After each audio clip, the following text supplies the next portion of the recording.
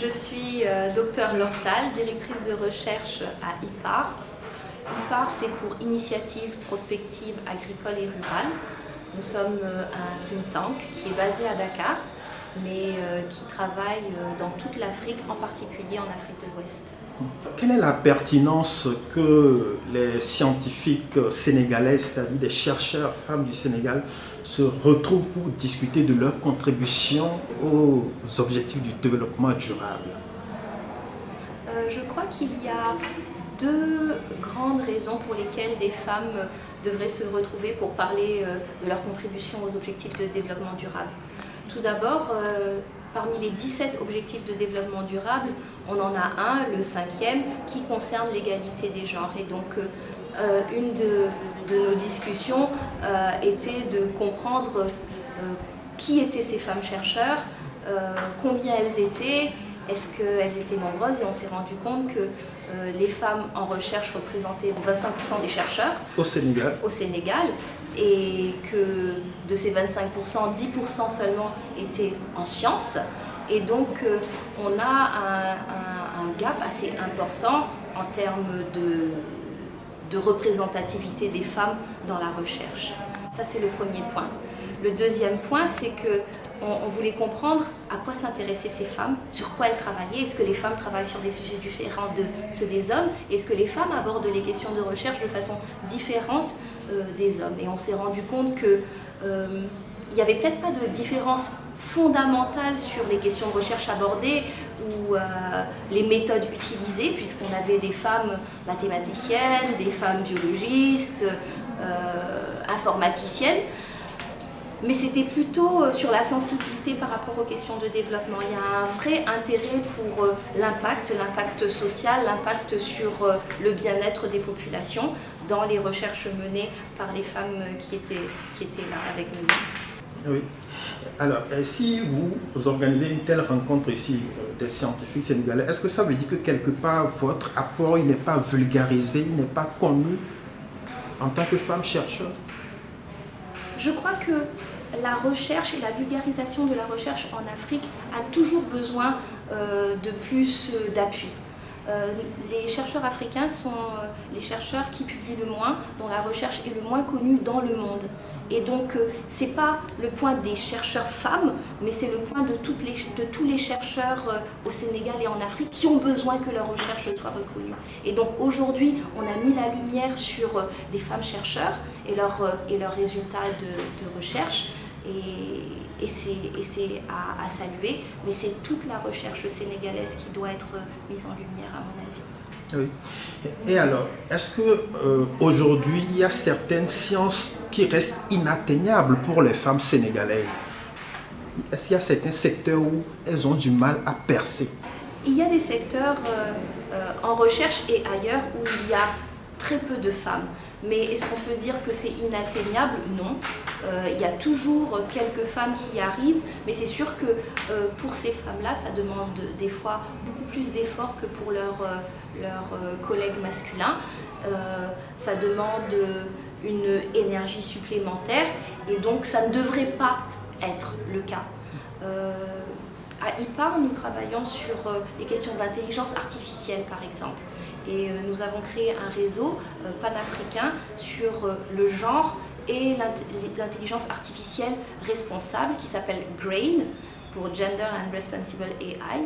Et dans le cadre de ce réseau, on a interrogé les chercheurs africains sur l'intelligence artificielle. C'est une technologie émergente, relativement récente, et on s'est rendu compte que même si on avait des femmes en informatique, même si on avait des femmes en mathématiques, sur les questions d'intelligence artificielle spécifiquement, on avait très très peu de femmes, encore moins, et que les questions spécifiques à l'inclusion, à l'équité du genre, étaient très peu traitées par la technologie de l'intelligence artificielle. Donc notre objectif dans le cadre de ce projet, par exemple, c'est d'avoir plus de femmes dans ce domaine, et c'est aussi d'avoir des personnes, hommes et femmes, qui travaillent à développer des technologies qui vont répondre aux besoins des femmes. Si c'est en agriculture, ça va être des technologies qui s'adressent aux femmes agricultrices. Si c'est dans la santé, ça va être des technologies qui permettent de détecter ou de soigner des maladies qui sont des maladies de femmes. Ça peut être le cancer du sein ou d'autres.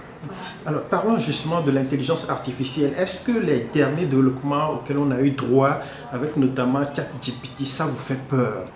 Les derniers développements en intelligence artificielle me donnent beaucoup d'espoir. Parce que je me rends compte, avec ces développements, que le développement de software, d'applications, devient plus accessible, plus ouvert. Et pour nous, les chercheurs du Sud, pour nous, les acteurs du développement au Sud, c'est une chance extraordinaire. Mais il ne faut pas qu'on rate le train. Il faut qu'on soit dans le train et qu'on soit en tête de wagon si on ne peut pas être la locomotive. On a parlé en Afrique de ce qu'on appelle le leapfrog, c'est-à-dire qu'on passe d'une technologie qui est ancienne à une technologie qui est très nouvelle sans passer par les différentes étapes. Et on l'a fait par exemple pour l'accès au téléphone cellulaire. Et il faudrait qu'on arrive à faire quelque chose de pareil avec l'intelligence artificielle parce que c'est un outil que l'on peut maîtriser, qui peut être accessible et qui parle aux jeunes. Et l'Afrique est le continent des jeunes. Donc alors, non, je suis très positive, oui. Alors, justement, l'intelligence artificielle, les enjeux aujourd'hui sont énormes et la France s'est réveillée récemment, elle s'est rendue compte qu'elle est très en arrière par rapport aux pays comme la Chine, le Japon, les États-Unis. Et nous, l'Afrique, est-ce que vous pensez que nos dirigeants prennent suffisamment en compte les enjeux et d'investir dans ce domaine des intelligences artificielles? Les gouvernants, les États commencent à prendre la mesure des opportunités que peuvent apporter des outils tels que l'intelligence artificielle.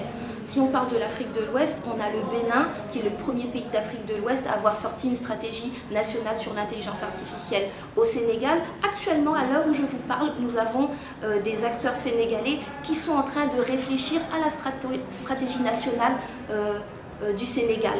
Et donc, il y a une volonté de réfléchir aux politiques, au cadre, au financement de cette intelligence artificielle, mais bien entendu, c'est encore assez balbutiement et il faut que les acteurs de la recherche, et là les acteurs de la recherche sont vraiment centraux, poussent pour montrer les opportunités, pour démontrer l'importance et pour faire le plaidoyer pour que cette technologie ne soit pas juste une technologie qui vient du Nord, mais que ça soit une technologie du Sud, développée au Sud pour le Sud.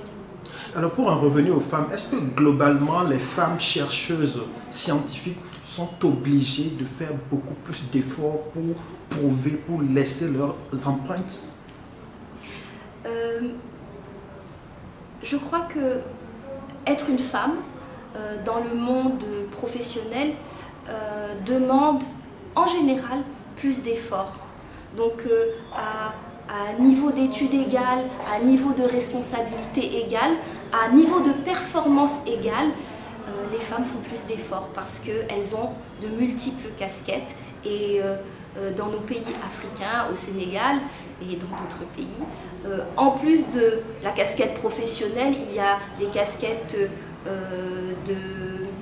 de responsables de la famille, de responsables de l'éducation des enfants, de responsables de la gestion de la maison.